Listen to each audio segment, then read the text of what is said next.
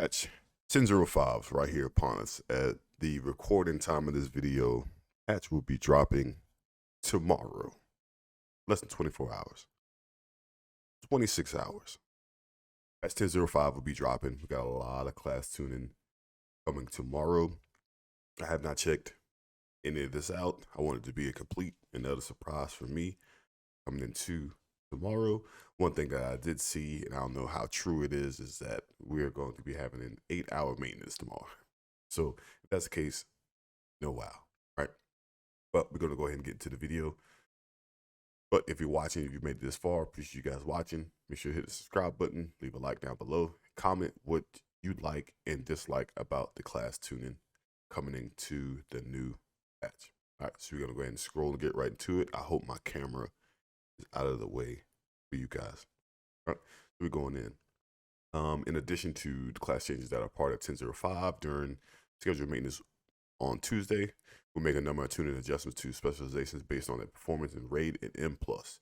It's our intent that these changes help make these specializations viable options for Raid and Dungeon content. Okay, so it seems like this patch is going focused more towards PvE, which is fine.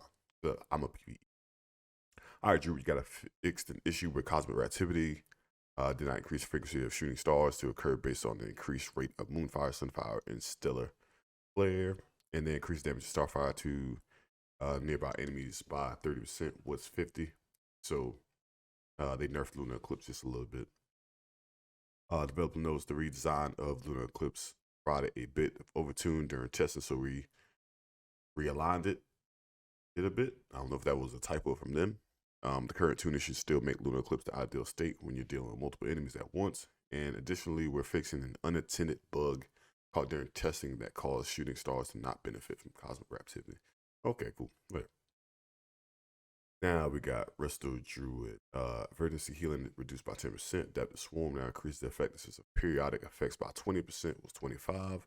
Depth of Swarm healing and damage reduced by 10%. And Dream State now reduces cooldowns by up to 20 seconds while channeling Tranquility was 15. All right, so they got a few adjustments to their healing and their damage, especially Adaptive Swarm. I don't think it's anything too major. I still think Resto Druid is still very well, even though I don't really see him in a lot of M+ or Raid. But okay, moving on to Fire. All abilities increased by 5%. Frost, the same. All right, slight little all-around buff.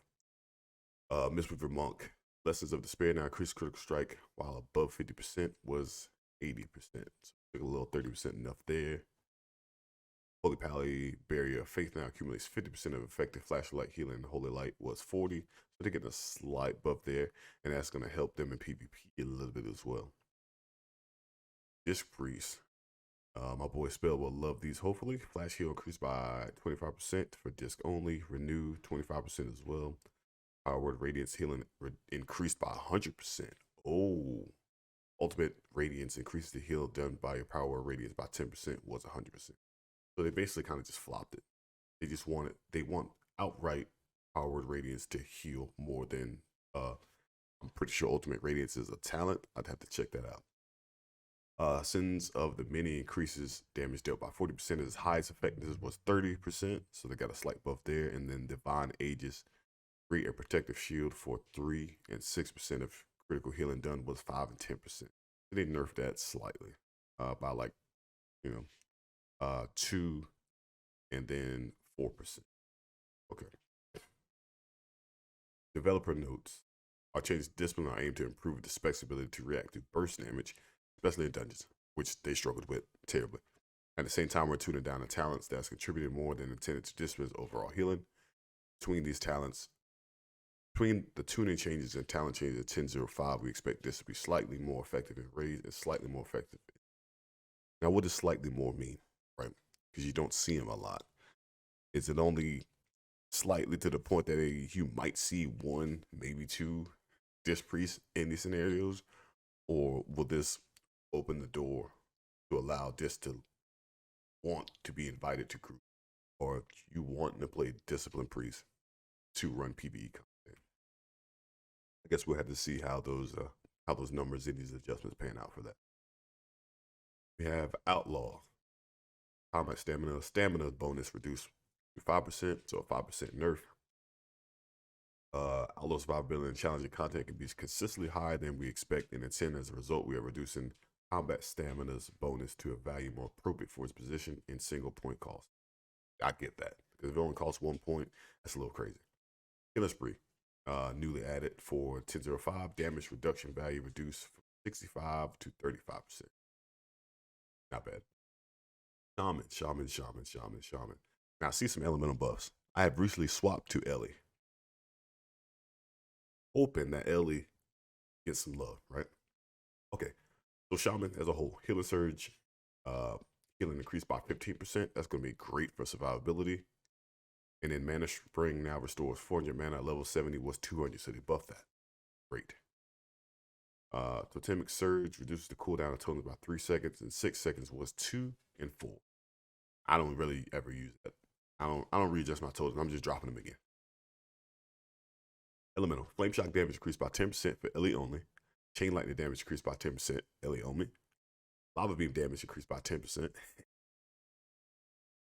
I'll take those buffs. I'll take those 10%. Restoration. Healing Wave increased by 6%. Acid Rain damage increased by 120%.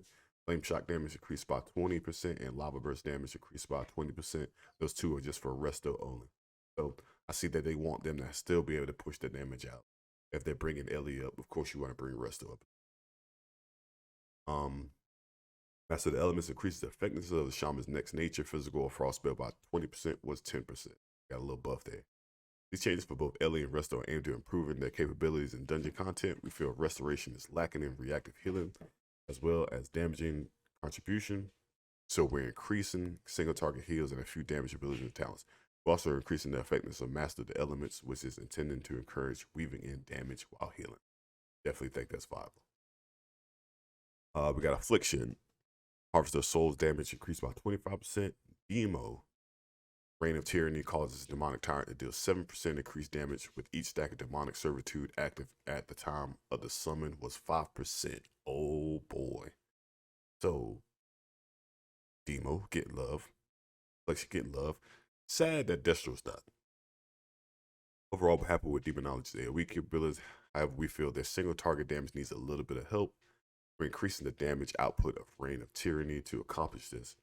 Ideally, Reign of Tyranny serves as a strong, single target oriented choice in comparison to Grand Warlock's design, which works well in content like M+. Okay, I respect that. Arms Warrior. Thunderclap damage increased by 30%.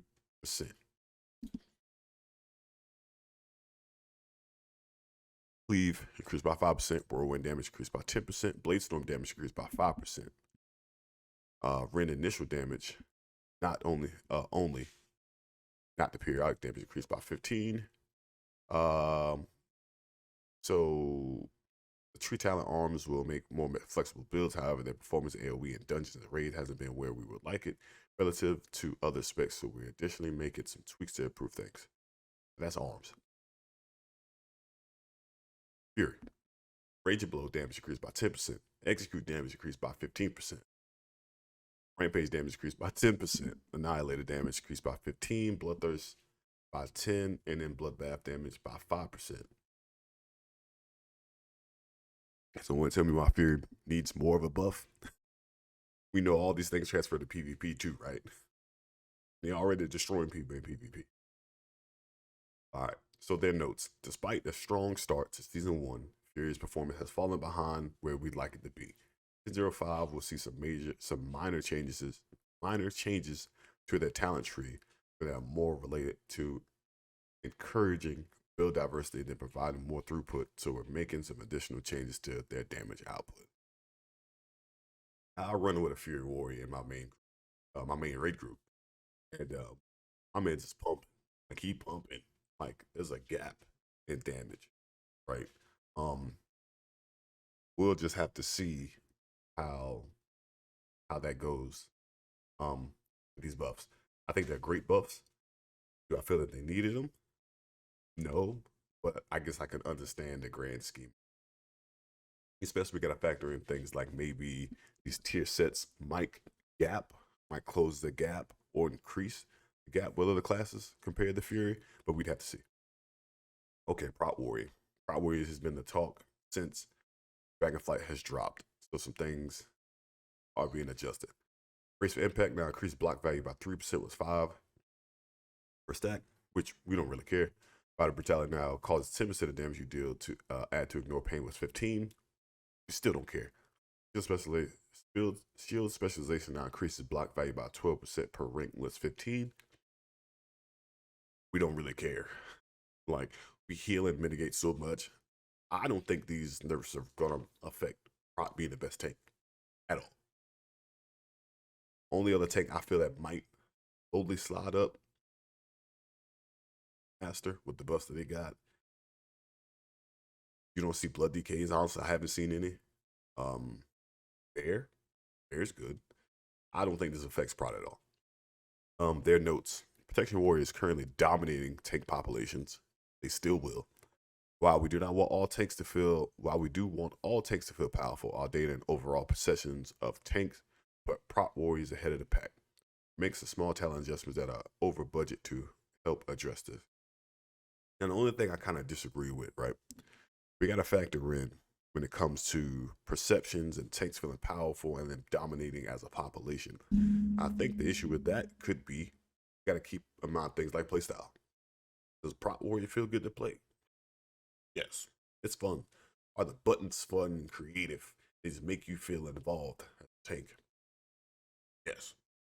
It's like Blood DK with me. I don't think there's a button as a Blood DK that makes me feel like, I love playing this class. It feels so good.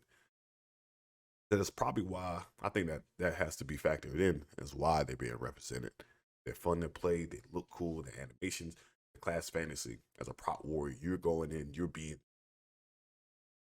But I don't think these adjustments are gonna really. I don't think it's gonna affect us too much at all. Got a PvP side of this. I'll go through that in the next video. This was already ran long enough. Let me know your comments. I see things on here that weren't buffed. Destro didn't get touched. Ants didn't get any love. Sub Rogue didn't get any love. Arcane is in a good spot, so it doesn't need anything. Hunter didn't get touched at all. Surprising.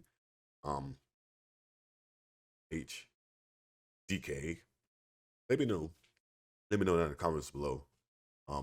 If your class is one of the classes that has been affected by these changes, for the good or the bad, and if not, what change would you want to be implemented for your class to be more represented in the next patch? All right, but do appreciate you guys watching the video. Make sure to comment down below, subscribe to the channel, hit the like button for your boy, share the video. I'll see you guys in the next one. Peace.